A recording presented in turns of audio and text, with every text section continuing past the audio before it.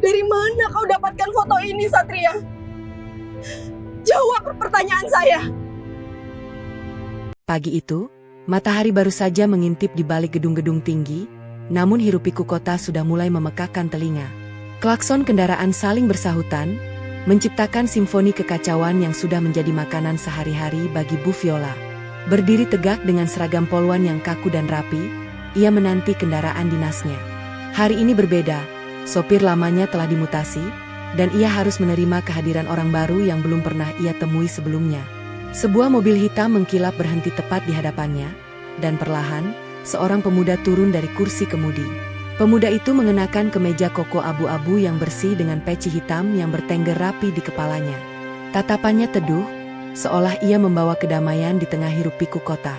"Assalamualaikum, Bu," ucapnya dengan suara rendah namun sopan. Viola mengangguk singkat, matanya menyelidiki sosok di depannya. "Waalaikumsalam. Kamu Satria?"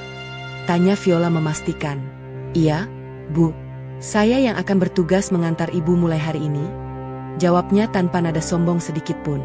Ada sesuatu yang aneh saat Viola menatap mata pemuda itu, sebuah rasa familiar yang menggelitik sanubarinya, namun ia segera menepisnya.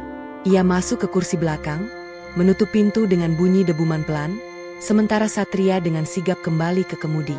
Perjalanan dimulai dalam keheningan yang sedikit canggung, hanya suara mesin mobil yang mengisi ruang di antara mereka berdua. Mobil melaju perlahan menembus kemacetan yang mulai mengular. Di kursi belakang, Viola mencoba memfokuskan diri pada laporan di ponselnya, namun matanya terus-menerus tercuri oleh bayangan Satria di kaca spion tengah. Cara pemuda itu memegang kemudi, caranya sedikit memiringkan kepala saat melihat rambu jalan, semuanya terasa seperti dejavu yang menyakitkan. Ingatan Viola melayang kembali ke 10 tahun yang lalu, ke sebuah terminal bus yang panas dan pengap. Ia mengingat tangan kecil yang menggenggam erat jarinya, suara cemas yang memanggil namanya, dan kemudian, kekosongan. Detak jantungnya mulai berpacu lebih cepat saat ia melihat lebih dekat pada wajah Satria di spion. "Sudah berapa lama kamu bekerja sebagai sopir, Satria?" tanya Viola tiba-tiba, memecah kesunyian yang mencekam. Satria sedikit terkejut, namun tetap fokus pada jalan di depannya. "Baru beberapa tahun, Bu. Sebelumnya saya serabutan di pinggiran kota," jawabnya tenang. Viola terdiam sejenak, mencoba mengatur napasnya yang mulai terasa berat. "Keluargamu tinggal di mana?" tanyanya lagi, kali ini dengan nada yang sedikit lebih mendesak. Satria terdiam cukup lama sebelum menjawab dengan nada yang terdengar hampa. "Saya sendiri, Bu. Saya tidak memiliki keluarga yang saya ingat." Jawaban itu bagaikan hantaman keras bagi Viola. Perasaan aneh di dadanya semakin menjadi-jadi, sebuah harapan yang menakutkan mulai tumbuh. Namun ia mencoba menekannya dalam-dalam karena ia tahu betapa hancurnya perasaan jika harapan itu ternyata salah. Lampu merah menyala, memaksa mobil berhenti di persimpangan yang ramai.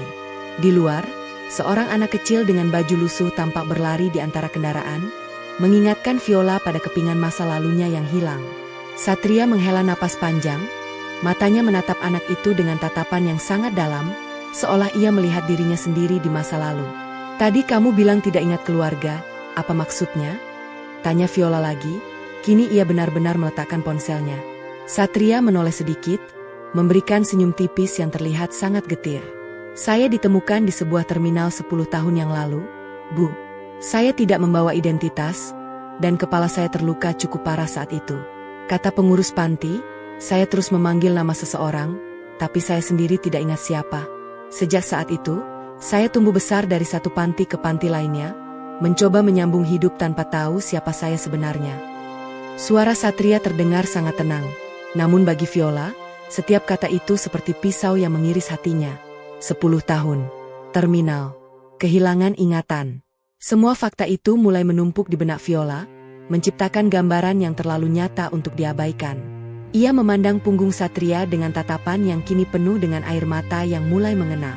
Ia ingin berteriak, ingin memegang pundak pemuda itu dan bertanya tentang nama yang ia panggil dulu, namun tenggorokannya terasa tersumbat. "Apakah kamu pernah mencari mereka?" bisik Viola dengan suara yang gemetar. Satria hanya menggeleng perlahan saat lampu hijau menyala. "Sudah lama saya berhenti berharap, Bu. Mungkin mereka sudah bahagia tanpa saya, atau mungkin mereka memang ingin saya hilang." Mobil akhirnya berhenti di depan lobi kantor. Saat tangan kiri Satria bergerak untuk menarik rem tangan, sinar matahari pagi menyapu punggung tangannya, memperlihatkan sebuah bekas luka kecil yang memudar. Viola membeku, matanya terpaku pada tanda itu. Ingatannya terseret pada suatu sore di halaman rumah, saat ia mengobati luka adiknya yang jatuh terjerembab.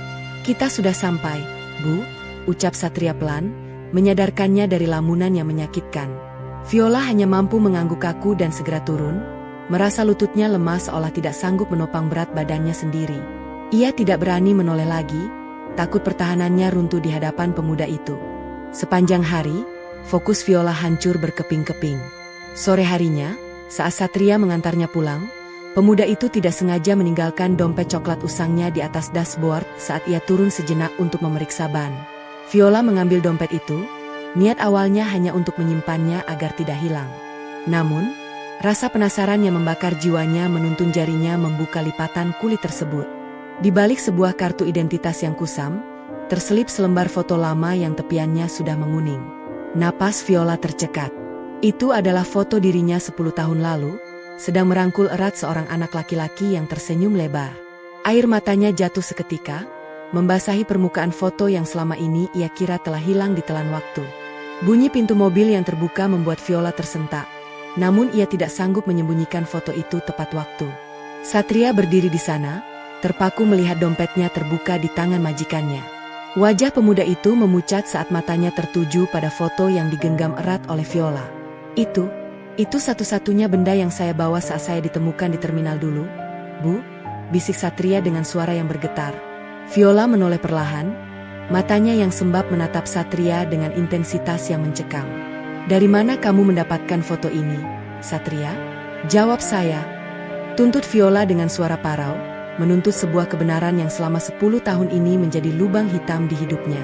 Satria mundur selangkah, napasnya memburu melihat raut wajah Viola yang begitu hancur. Dengan suara yang hampir tidak terdengar, dia menjelaskan bahwa foto itu adalah satu-satunya benda yang ia dekap erat saat terbangun di rumah sakit 10 tahun lalu dengan ingatan yang terhapus total. Viola, dengan tangan yang masih gemetar hebat, menunjuk sosok gadis remaja dalam foto itu dan membisikkan bahwa itu adalah dirinya. Dia menceritakan bagaimana dia melepaskan genggaman tangan adiknya di terminal yang penuh sesak dan menghabiskan 1 dekade hidupnya dalam penyesalan yang membakar jiwa. Satria tertegun, dunianya seakan runtuh mendengar pengakuan itu. Tanpa permisi, Viola meraih tangan kiri Satria.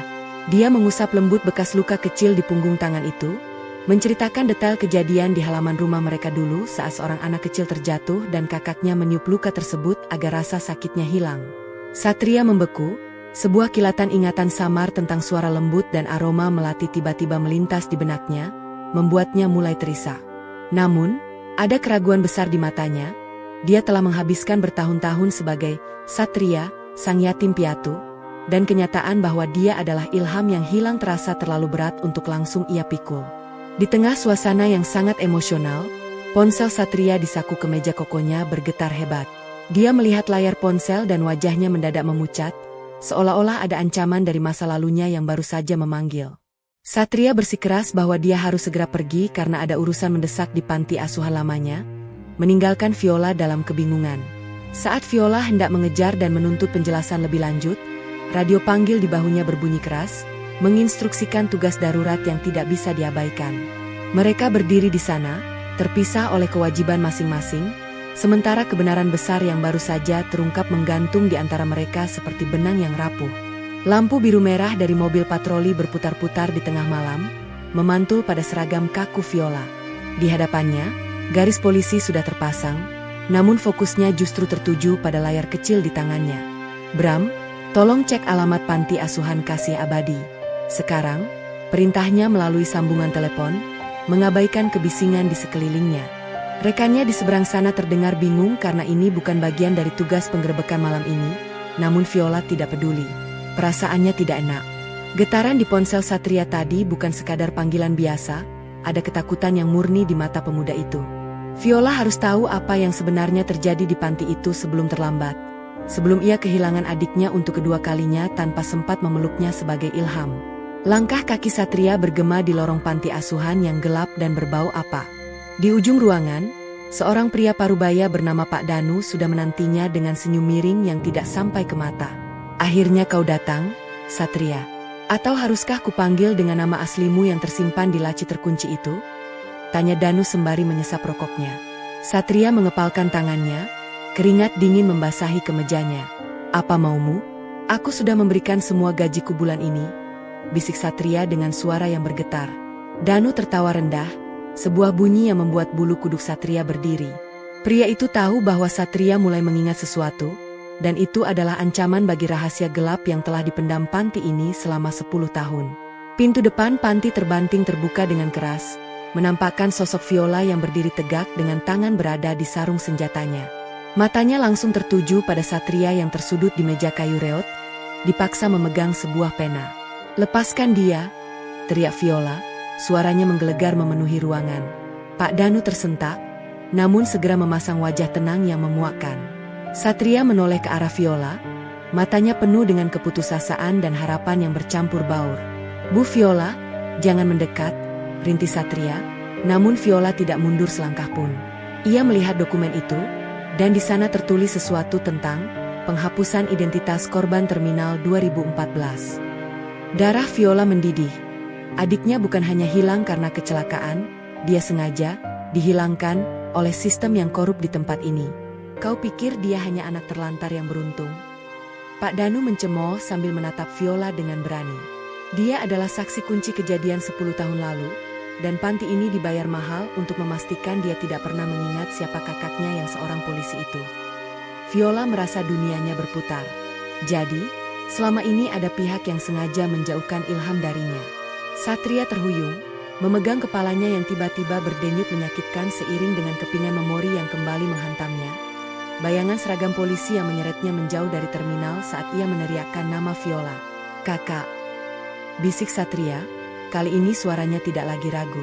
Namun, Pak Danu segera meraih sesuatu dari balik mejanya, dan suasana yang tadinya emosional berubah menjadi situasi hidup dan mati yang mencekam.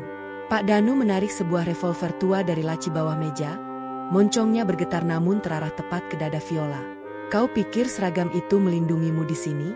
2014 adalah tahun di mana banyak orang dibayar untuk bungkam, termasuk komandanmu sendiri, geram Danu dengan mata merah. Viola tetap bergeming, jarinya sudah menekan pelatuk senjatanya. Namun matanya tak lepas dari Satria yang tampak kesakitan memegangi kepalanya. Jangan dengarkan dia, Satria. Lawan ingatannya, lawan rasa takutmu, teriak Viola. Danu tertawa sinis. Dia bukan cuma hilang, Viola. Dia adalah saksi yang seharusnya mati di terminal itu karena melihat wajah sang eksekutor. Dunia di sekitar Satria seakan melambat. Suara teriakan Viola dan tawa Danu memudar, digantikan oleh hiruk-pikuk terminal bus yang sangat nyata. Ia melihat dirinya yang berusia 14 tahun, tangannya terlepas dari genggaman kakaknya. Lalu seorang pria berseragam polisi, namun bukan polisi biasa, menyeretnya ke sebuah gang gelap. Di sana, ia melihat pria itu menembak seseorang sebelum memukul kepalanya dengan gagang senjata. Bukan kecelakaan? Gumam Satria, suaranya kini terdengar dingin dan tajam. Ia menatap Danu dengan kemarahan yang baru bangkit. Pria itu, pria yang kau lindungi 10 tahun lalu. Dia mengenakan cincin emas dengan lambang yang sama di meja ini. Danu panik dan mencoba menyulut korek api ke arah tumpukan dokumen di mejanya. Jika aku jatuh, maka rahasia ini akan hangus bersama kalian, pekik Danu. Viola menerjang meja, mencoba merebut dokumen penghapusan identitas itu. Namun, matanya menangkap sebuah cap stempel di pojok bawah kertas yang membuatnya membeku. Stempel dari unit intelijen tempat mentornya bekerja. Ini tidak mungkin, Pak Bram, bisik Viola tak percaya. Di saat konsentrasinya terpecah, Danu memanfaatkan celah itu untuk menarik Satria sebagai sandera, menempelkan revolver dingin itu ke pelipis pemuda yang baru saja ia temukan kembali. Suara rem mobil yang berdecit keras di luar panti menghentikan ketegangan sesaat. Melalui jendela yang pecah, Viola melihat 2 mobil SUV hitam tanpa plat nomor berhenti, dan beberapa pria berpakaian taktis turun dengan senjata laras panjang. Ini bukan bantuan kepolisian yang ia panggil.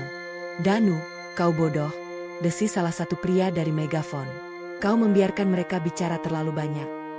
Danu gemetar hebat, ia tahu bahwa pembersih telah datang untuk melenyapkan semua bukti, termasuk dirinya. Viola menatap Satria, lalu ke arah pintu belakang yang rapuh. Lari, Ilham. Kita harus keluar dari sini sekarang atau kita tidak akan pernah menceritakan kebenaran ini kepada dunia. Tembakan pertama menghancurkan jendela di atas kepala mereka, menghujani lantai dengan serpihan kaca tajam. Viola menarik lengan Satria, memaksanya menunduk di balik lemari besi tua saat Pak Danu berteriak ketakutan di sudut ruangan. Tanpa peringatan, pintu depan meledak dan pria-pria berbaju taktis merangsek masuk, menyapu ruangan dengan sinar laser merah. "Jangan berhenti, terus lari," perintah Viola dengan nada yang tak terbantahkan.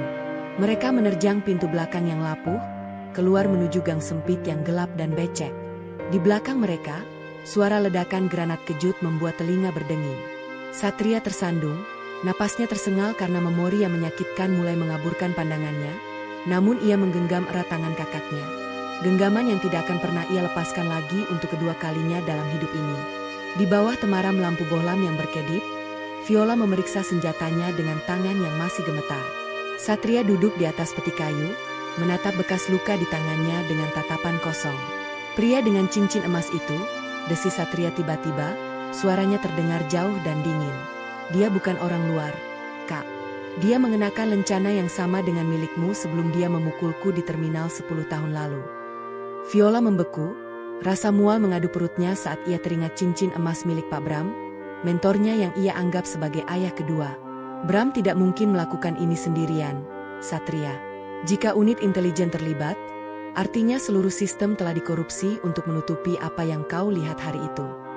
Satria mendongak, matanya yang teduh kini memancarkan tekad yang membara. "Aku melihat wajah pria yang dia bunuh. Dia adalah seorang jurnalis yang membawa dokumen tentang aliran dana gelap ke petinggi kepolisian. Itu sebabnya mereka menginginkanku mati." Ponsel Viola bergetar di atas meja besi, memancarkan nama Pak Bram di layarnya. Satria menahan napas, matanya tertuju pada ponsel itu seolah benda itu adalah bom yang siap meledak. Viola tidak mengangkatnya, namun sebuah pesan singkat masuk beberapa detik kemudian. "Viola, kembalilah sekarang sebelum semuanya menjadi lebih buruk bagi adikmu. Kami tahu di mana kalian berada." Ruangan itu tiba-tiba terasa sangat sempit. "Kita tidak bisa kembali ke kantor. Kita tidak bisa lari ke polisi," bisik Viola dengan suara parau. Ia menatap adiknya, menyadari bahwa seragam yang ia banggakan selama 10 tahun ini kini menjadi target bagi rekan-rekannya sendiri. Satria berdiri, merapikan pecinya dengan tenang meski tangannya sedikit bergetar. "Kita tidak butuh polisi untuk mengungkap kebenaran ini, Kak. Kita punya dokumen itu, dan aku punya ingatanku. Kita akan menghancurkan mereka dari luar sistem." Di kejauhan, suara sirine mulai mendekat. Namun kali ini bukan untuk menyelamatkan mereka, melainkan untuk membungkam mereka selamanya. Viola segera mematikan lampu, membiarkan ruangan hanya diterangi oleh pantulan cahaya merah biru dari luar jendela. Ia meraih tas ranselnya dan memberikan instruksi dengan suara rendah namun tajam. "Kita tidak bisa tetap di sini. Bram tahu semua protokol pelarianku," bisiknya. Satria berdiri dengan sigap, meski ketegangan terlihat jelas pada garis rahangnya. Ia menatap ke arah pintu yang digedor dari luar, lalu beralih pada kakaknya. "Kemanapun kakak pergi, aku akan ikut. Aku tidak akan membiarkan ingatan ini hilang lagi hanya karena aku takut," ucap Satria dengan nada yang sangat yakin.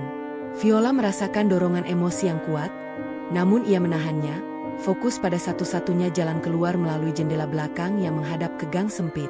Hujan mulai turun dengan deras, menyamarkan suara langkah kaki mereka di bawah jembatan beton yang dingin. Viola membuka dokumen penghapusan identitas yang sempat ia selamatkan, mencoba membaca detailnya dengan bantuan senter kecil. Satria duduk bersandar di pilar semen, memijat keningnya yang mulai berdenyut. "Bukan hanya Bram, Kak. Di terminal itu, ada orang lain yang berdiri di sampingnya. Pria yang memakai cincin emas itu, dia yang memberikan perintah untuk melenyapkan jurnalis itu," ungkap Satria. Viola menoleh dengan kaget. "Maksudmu, ada orang lain yang lebih tinggi dari Bram?" Satria mengangguk pelan, kilasan memori tentang wajah pria asing itu mulai terbentuk lebih tajam di pikirannya, sebuah wajah yang terasa sangat berkuasa dan tak tersentuh. Ponsel cadangan Viola bergetar, menampilkan sebuah koordinat-koordinat dari nomor yang tidak dikenal. "Gudang 7, Dermaga Utara. Bantuan ada di sana." Viola hendak melangkah pergi, namun Satria menarik lengannya, matanya menatap tajam ke arah kegelapan gang. "Jangan, Kak. Itu jebakan," desis Satria. Ia menunjukkan luka di punggung tangannya yang terasa gatal secara aneh, sebuah insting yang muncul sejak ia kecil setiap kali bahaya mendekat. Viola ragu sejenak, namun kemudian ia melihat sebuah sinar laser merah kecil bergerak di atas dada Satria. "Tiarap!" teriak Viola sambil mendorong adiknya ke balik tumpukan balok kayu. Tembakan sniper menghantam pilar tepat di tempat kepala Satria berada tadi, memercikan serpihan beton ke udara. Sambil terengah-engah di balik perlindungan balok kayu, Satria tiba-tiba mencengkeram kepalanya. "Buku merah." Jurnalis itu membawa buku catatan merah, serunya di tengah rentetan tembakan. Viola membalas tembakan ke arah penembak runduk yang tak terlihat. "Buku apa, Satria?" "Fokus," teriaknya. Satria memejamkan mata erat-erat, membiarkan memori 10 tahun lalu membanjirinya. Buku itu berisi daftar nama semua perwira yang menerima suap dari sindikat narkoba internasional. Sebelum dia dipukul, dia sempat memasukkan buku itu ke dalam tas kecilku. "Kak, tas yang aku bawa saat aku terpisah darimu." Viola membeku. Jika tas itu masih ada di panti asuhan lama atau di tangan Pak Danu, maka mereka memiliki bukti ledak yang bisa meruntuhkan seluruh institusi tersebut. Viola meraih sebuah kalengket bekas dan melemparkannya ke arah berlawanan untuk memancing tembakan. Begitu suara dentuman peluru menghantam kaleng terdengar, ia menarik kerah ke meja Satria. "Sekarang, lari ke arah gorong-gorong itu," perintahnya dengan nada mendesak. Mereka merangkak di antara beton basah, air hujan yang dingin menyiram tubuh mereka hingga menggigil. Satria mencoba menahan rasa sakit di kepalanya yang semakin menjadi-jadi seiring kepingan memori yang terus menghantam. "Tas itu, Kak, aku ingat sekarang. Sebelum Danu membawaku ke panti, aku menyembunyikannya di dalam plafon gudang tua di belakang terminal," bisik Satria dengan suara parau di tengah deru hujan. Viola menyandarkan tubuhnya ke dinding bata yang lembab, sambil tetap mengarahkan senjatanya ke pintu besi yang berkarat. "Plafon gudang terminal, Satria, itu tempat yang sangat terbuka.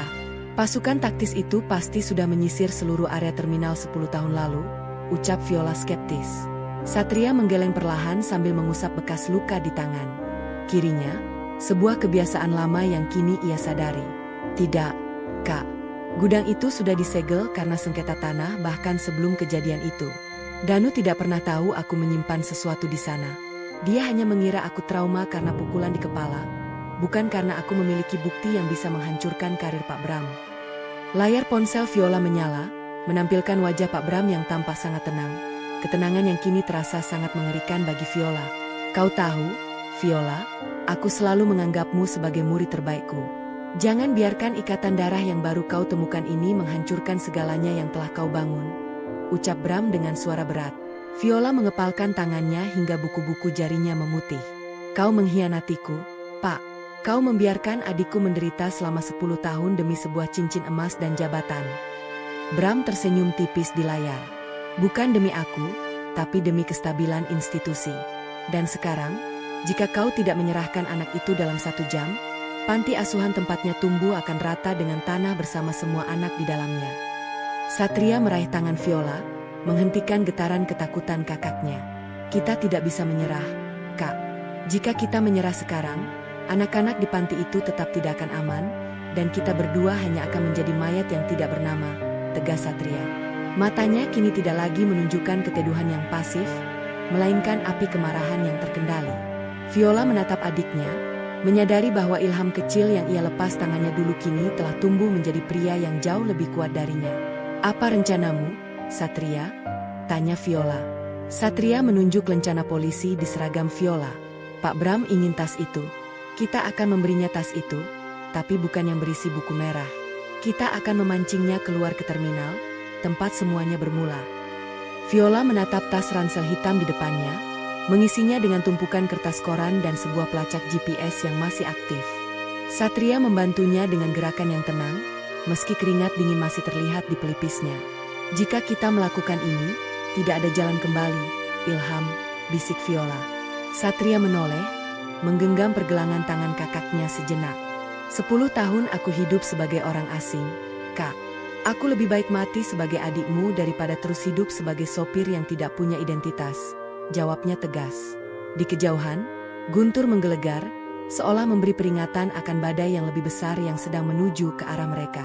Bau karat dan oli bekas tercium tajam saat mereka menyelinap melalui celah pagar terminal yang berlubang. Satria berhenti tepat di depan sebuah gang sempit yang kini tertutup oleh tumpukan ban bekas.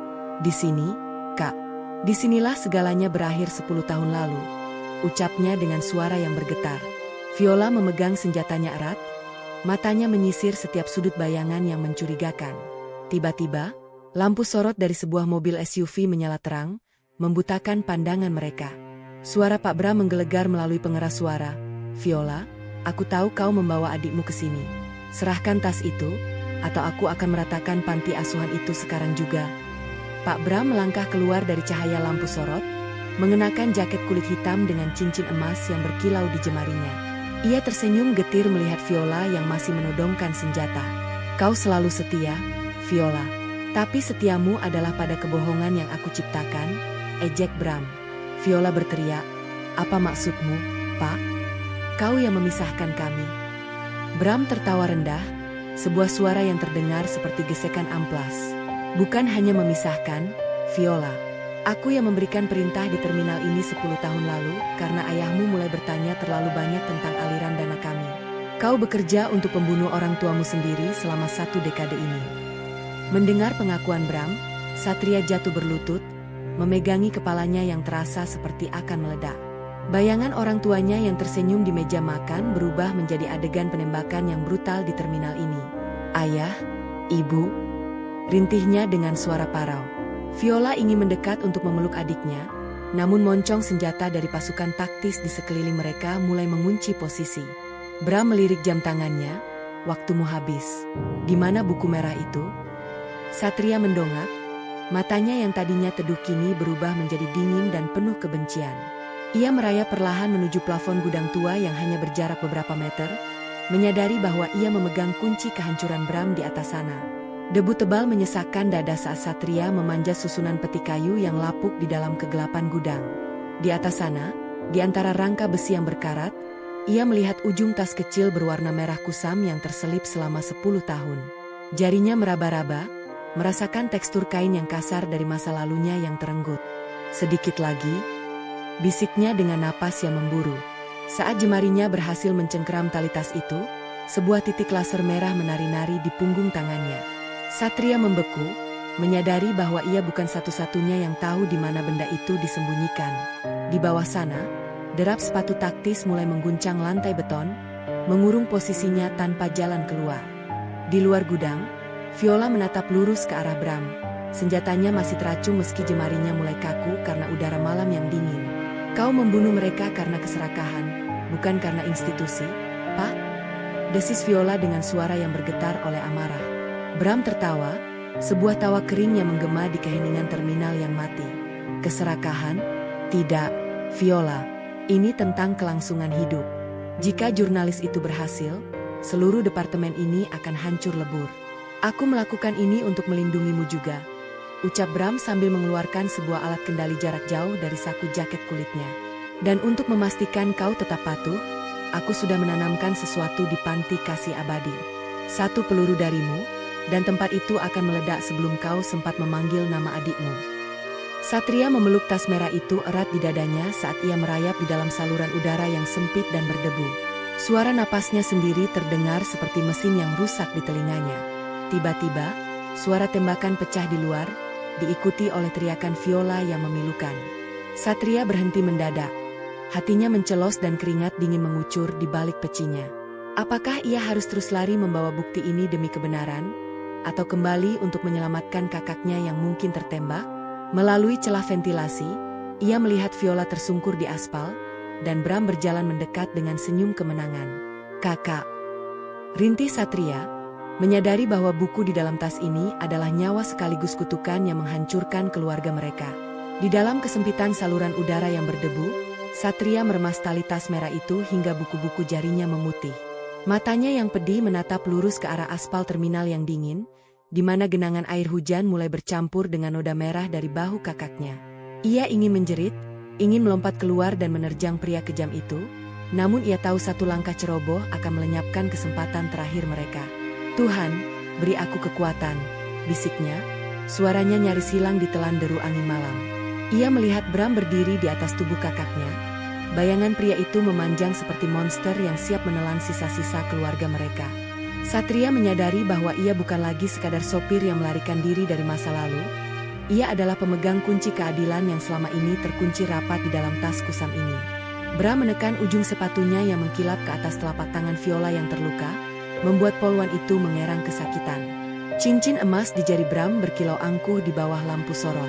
Kau tahu, Viola, kesetiaan itu mahal harganya. Ayahmu tidak paham itu, dan sekarang kau mengulangi kesalahan yang sama, ucap Bram dengan nada dingin yang mengiris.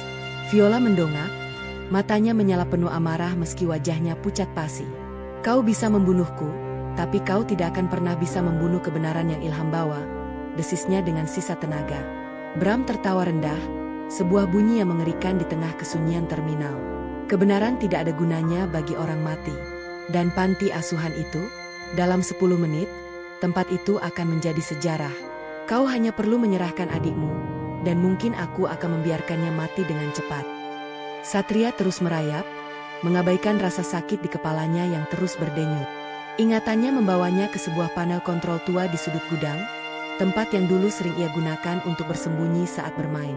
Dengan gerakan cekatan, ia membuka penutup besi panel tersebut, memperlihatkan jalinan kabel yang berkarat. Ia tahu bahwa satu korsleting di sini akan mematikan seluruh lampu sorot terminal dan memicu sistem alarm kebakaran yang bising. Maafkan aku, Kak, jika ini berbahaya, gumamnya sambil meraih kabel utama. Tangannya yang memiliki bekas luka itu bergetar sesaat sebelum ia menyatukan dua kutub listrik.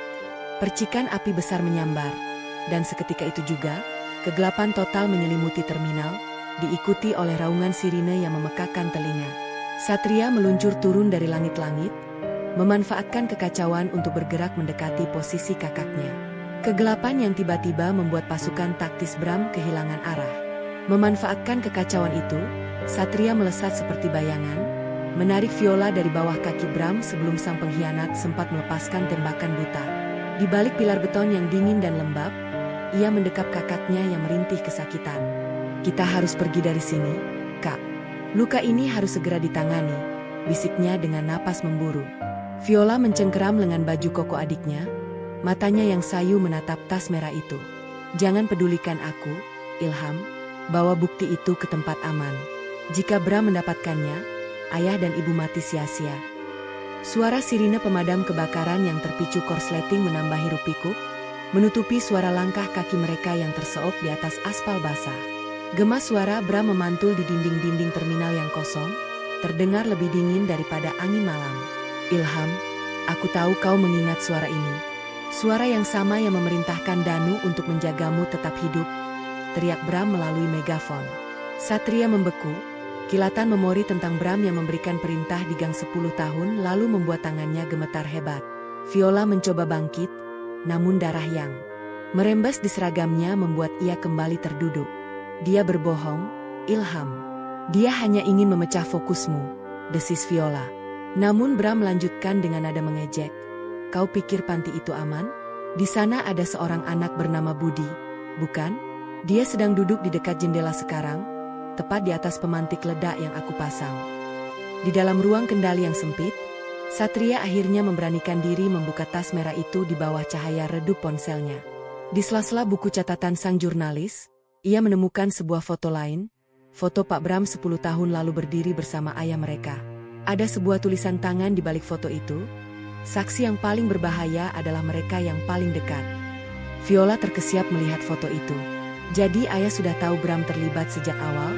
Itu sebabnya ayah dibunuh, bisik Viola dengan suara hancur. Tiba-tiba, suara pintu besi yang didobrak keras mengejutkan mereka. Bukan Bram yang masuk, melainkan seorang pria berpakaian taktis dengan lencana intelijen yang berbeda. Berikan tas itu, Satria. Bram hanyalah pion kecil dalam permainan yang jauh lebih besar dari yang kalian duga. Ucap pria asing itu sambil menodongkan senjata laras panjang. Pria berseragam taktis itu, yang mengaku bernama Agam, tidak menurunkan senjatanya sedikit pun. Bram hanya menjalankan perintah dari mereka yang jauh lebih berkuasa, Satria. Berikan buku itu padaku, dan aku pastikan kakakmu mendapatkan perawatan medis terbaik, tawar Agam dengan suara dingin. Satria mencengkeram tas merah itu lebih erat ke dadanya, merasakan detak jantungnya sendiri yang berdegup kencang melawan rasa takut. Viola, yang masih terduduk lemas di sudut ruangan, menggelengkan kepalanya dengan lemah. Jangan, Ilham. Agam bukan bagian dari unit penyelamat.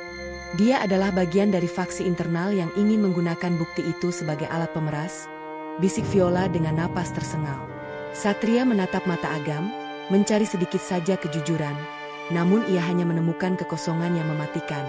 Jika buku ini begitu berharga hingga kalian membunuh orang tuaku, maka aku lebih baik membakarnya daripada menyerahkannya pada orang seperti kalian, tegas Satria. Pintu besi ruang kontrol ditendang terbuka untuk kedua kalinya, dan Pak Bram melangkah masuk dengan napas memburu serta noda darah di wajahnya. Tangannya masih menggenggam alat kendali jarak jauh yang mematikan itu. Agam, kau selalu saja datang di saat yang tidak tepat, geram Bram. Kini ada 3 pihak yang saling mengunci dalam kebuntuan yang mencekam. Bram menatap Satria dengan tatapan penuh kebencian sekaligus keputusasaan. Tinggal 5 menit sebelum panti asuhan itu rata dengan tanah, Satria. Berikan bukunya sekarang, atau kau akan menyaksikan kematian puluhan anak yatim piatu di layar monitor ini, teriak Bram. Viola mencoba meraih kaki Satria, mencoba memberinya isyarat tersembunyi. Satria melirik ke arah panel kontrol yang baru saja ia korsletkan, menyadari bahwa ada satu sirkuit cadangan yang bisa ia gunakan untuk memicu sistem penyiram air otomatis guna mengganggu konsentrasi semua orang di ruangan itu. Dengan gerakan yang hampir tidak terlihat, Satria menyatukan 2 kabel terbuka di bawah meja panel. Seketika, alarm kebakaran meraung dan air menyembur deras dari plafon, menciptakan tirai air yang mengaburkan pandangan. Dalam kekacauan itu, Agam dan Bram saling melepaskan tembakan yang membabi buta. Satria menarik tangan Viola, membantunya berdiri meski kakaknya mengerang kesakitan. Kita harus lewat sini, Kak? Serunya sambil menunjuk sebuah lubang palka di lantai yang menuju ke saluran drainase terminal. Mereka meluncur ke bawah tepat saat sebuah ledakan kecil menghancurkan ruang kontrol di atas mereka. Di dalam terowongan yang sempit dan berbau tanah, Satria terus merangkak sambil mendukung tubuh Viola. Kita tidak boleh berhenti sekarang. Jika panti asuhan itu benar-benar meledak, maka kita adalah satu-satunya saksi yang tersisa untuk menuntut balas, bisik Satria dengan suara penuh tekad. Mereka muncul di pinggiran dermaga yang sepi, jauh dari hiruk-pikuk terminal yang kini dipenuhi mobil pemadam kebakaran. Viola bersandar pada tumpukan kontainer, wajahnya pucat pasi akibat kehilangan banyak darah. Satria menatap ke arah Cakrawala, di mana kepulan asap hitam membumbung tinggi dari arah kota, arah di mana panti asuhan Kasih Abadi berada. Hatinya hancur berkeping-keping. Bram tidak berbohong tentang ledakan itu. Tiba-tiba, sebuah siluet muncul dari balik bayang-bayang kontainer. Satria segera pasang posisi melindungi kakaknya, namun sosok itu tidak membawa senjata. Sosok itu hanya berdiri diam, dan saat cahaya lampu dermaga menerpanya, Satria melihat sebuah cincin emas dengan lambang yang sama di jari pria asing itu. Kalian mengira Bram adalah puncaknya? Dia hanyalah pembersihan kecil untuk agenda yang jauh lebih besar, ucap pria itu dengan nada yang sangat tenang. Viola terkesiap, mengenali suara itu sebagai suara yang pernah ia dengar di ruang rapat rahasia markas besar bertahun-tahun lalu. Satria segera berdiri di depan Viola yang bersandar lemas pada kontainer, tangannya mengepal kuat melindungi kakaknya dari pria misterius itu. Pria itu melangkah maju ke bawah sinar lampu dermaga yang berkedip, memperlihatkan lencana kehormatan di balik jas hitamnya yang mahal. Nama saya Jenderal Hendra, dan ayah kalian adalah alasan mengapa sistem ini sempat goyah 10 tahun lalu, ucapnya dengan suara berat yang penuh otoritas. Viola mencoba bicara, namun darah yang terus mengalir dari bahunya membuatnya tersedak. Hendra menatap Satria dengan pandangan meremehkan, seolah pemuda berpakaian koko itu hanyalah debu di sepatunya. Bram hanyalah anjing pelacak yang gagal. Sekarang, serahkan buku merah itu atau kalian tidak akan pernah melihat matahari terbit lagi di kota ini. Satria menatap kepulan asap di kejauhan, lalu kembali menatap Jenderal Hendra dengan tatapan tajam yang tak gentar. Asap itu bukan dari arah panti Kasih Abadi, desis Satria tiba-tiba. Ingatannya sebagai sopir serabutan yang hafal setiap sudut kota membantunya memetakan koordinat dengan tepat. Itu asap dari kilang minyak di dermaga selatan. Kau berbohong tentang ledakan panti itu, Jenderal. Kau hanya ingin menghancurkan mental kami agar kami menyerah. Hendra terdiam sejenak, lalu tawa kecil yang dingin keluar dari bibirnya. Viola yang tadinya hancur kini sedikit mengangkat wajahnya, ada binar harapan di matanya yang sayu. Kalian memang anak-anak yang cerdas, tapi kecerdasan tidak akan bisa menghentikan peluru yang sudah terkunci di dahi kalian. Balas Hendra sembari memberi isyarat pada penembak runduk di atas kren. Tiba-tiba, suara mesin kapal diesel yang berisik memecah ketegangan di dermaga. Sebuah kapal nelayan tua yang penuh karat merapat dengan cepat di sisi kontainer tempat mereka bersembunyi. "Satria, lompat!" teriak seorang pria parubaya dari kemudi kapal, yang ternyata adalah teman lama Satria dari masa-masa sulitnya di pelabuhan. Tanpa membuang waktu, Satria merangkul tubuh Viola dan membopongnya dengan sisa tenaganya, melompat ke dek kapal tepat saat rentetan tembakan sniper menghujani beton dermaga. Jenderal Hendra berteriak murka di belakang mereka, namun kapal itu segera memacu mesinnya menuju kegelapan laut lepas. Di atas dek yang licin oleh air garam, Satria membaringkan Viola dan segera menekan luka di bahu kakaknya dengan sapu tangan dari sakunya. Di dalam kabin kapal yang sempit dan remang-remang, Satria membuka tas merah itu dengan tangan yang gemetar. Sambil terus memantau kondisi Viola yang mulai menggigil, ia meraba jilid buku catatan jurnalis itu dan merasakan sesuatu yang keras terselip di sana. Dengan menggunakan pisau kecil milik nelayan, ia menyayat kulit jilid buku tersebut dan menemukan sebuah micro SD yang dibungkus plastik kedap air. Ternyata ini yang mereka takuti, Kak. Bukan sekadar catatan manual, tapi data digital yang mungkin berisi rekaman transaksi mereka selama 1 dekade, bisik Satria. Viola memegang tangan kiri Satria, mengusap bekas luka kecil di punggung tangannya dengan lembut. "Kita tidak boleh ke rumah sakit umum, Ilham. Mereka punya mata di mana-mana. Kita harus menemukan seseorang yang ayah percayai sebelum mereka menemukan kita di tengah laut ini." Satria membalut bau Viola dengan kain bersih, tangannya berlumuran darah namun gerakannya tetap stabil. "Tahan, Kak. Sedikit lagi," bisiknya, mencoba menenangkan kakaknya yang merintih pelan. Viola menatap micro SD di genggaman adiknya dengan mata sayu yang mulai kehilangan fokus.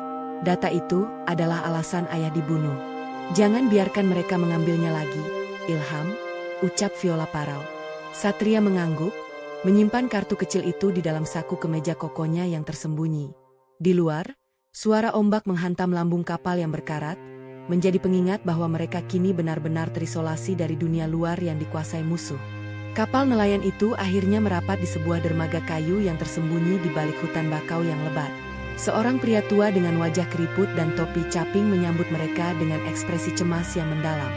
"Kalian terlambat 10 tahun, desis pria itu sambil membantu Satria membopong Viola keluar dari kapal. Satria menatap pria itu dengan curiga, namun pria itu mengeluarkan sebuah kalung perak dengan liontin kecil, identik dengan milik ibunya yang telah tiada. "Ayahmu berpesan, jika hari ini datang, bawalah kalian ke Gubuk Merah," lanjut sang pria tua dengan suara gemetar. Di dalam gubuk kayu yang pengap, Viola dibaringkan di atas amben bambu. Pria tua itu, Mang Ujang, mulai membersihkan luka Viola dengan ramuan tradisional yang berbau tajam. Satria berdiri di sudut ruangan, matanya tertuju pada sebuah komputer tua yang tertutup debu di sudut meja kayu. "Bisakah benda itu membaca ini?" tanya Satria sambil menunjukkan micro SD tersebut. Mang Ujang berhenti sejenak, lalu menatap Satria dengan tatapan yang sangat serius. "Kartu itu memiliki pelacak aktif, Nak. Jika kau memasukkannya sekarang, Hendra akan tahu posisi kita dalam hitungan detik," diperingatkan Mang Ujang, membuat Satria membeku di tempatnya. Tiba-tiba, suara deru helikopter terdengar dari kejauhan, membelah kesunyian hutan bakau. Viola mencoba bangkit meski wajahnya meringis menahan sakit yang luar biasa. "Mereka tidak butuh pelacak, Ilham. Mereka sudah memantau pergerakan kapal nelayan itu sejak dari dermaga tadi," desis Viola dengan suara parau. Satria mengepalkan tangannya, menyadari bahwa tempat persembunyian ini pun sudah tidak aman lagi bagi mereka. Ia menatap micro SD di tangannya, lalu beralih menatap kakaknya dengan pandangan yang penuh determinasi. "Jika mereka menginginkan kartu ini, biarlah mereka mengejarku. Kakak harus tetap di sini bersama Mang Ujang," ucap Satria dengan nada yang penuh pengorbanan. Satria memasukkan kartu memori itu ke dalam slot komputer tua Mang Ujang yang berderit. Sinar biru dari layar memantul di wajahnya yang tegang saat ia menekan tombol "Unggah" ke seluruh kanal berita nasional. Di luar, suara helikopter semakin memekakan telinga, namun ia tidak bergeming. Viola memegang tangannya dengan sisa tenaga, memberikan dukungan moral yang tak ternilai. "Sudah selesai, Kak. Semua orang akan tahu kebenarannya sekarang." bisik Satria dengan lega saat layar menunjukkan status pengiriman berhasil ke unit investigasi independen.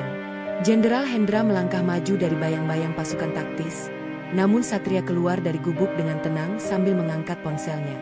Layar itu menampilkan siaran berita langsung yang sedang membongkar seluruh skandal jenderal tersebut. Wajah Hendra yang tadinya angkuh mendadak pucat pasi saat menyadari bahwa kekuasaannya telah runtuh dalam hitungan detik. "Kau terlambat, jenderal. Keadilan untuk ayah dan ibuku tidak bisa lagi kau beli dengan peluru," tegas Satria dengan suara yang menggelegar di tengah hutan bakau. Tiba-tiba, sirene polisi yang sebenarnya meraung dari arah daratan, dan pasukan elit dari Mabes Polri mengepung area dermaga bakau tersebut. Jenderal Hendra dan Bram dipaksa berlutut di atas lumpur saat borgol melingkar di tangan mereka. Viola, yang kini dibantu oleh tim medis, menatap dengan air mata kebahagiaan saat melihat musuh-musuhnya diseret pergi. Satria menghampiri kakaknya, melepaskan peci hitamnya sejenak untuk mengusap keringat, menyadari bahwa pelarian mereka telah berakhir dengan kemenangan mutlak bagi kebenaran. Matahari terbenam dengan warna jingga yang hangat di atas pemakaman yang asri.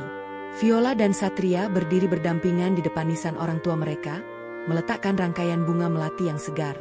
Satria merangkul pundak kakaknya, merasakan kedamaian yang sesungguhnya untuk pertama kali dalam 10 tahun. "Kita sudah pulang, Kak. Ayah dan ibu pasti sudah tenang di sana," ucap Satria lembut. Viola tersenyum haru, menggenggam erat tangan adiknya yang memiliki bekas luka itu, menyadari bahwa meski waktu telah merenggut banyak hal, ikatan darah mereka tetap abadi selamanya.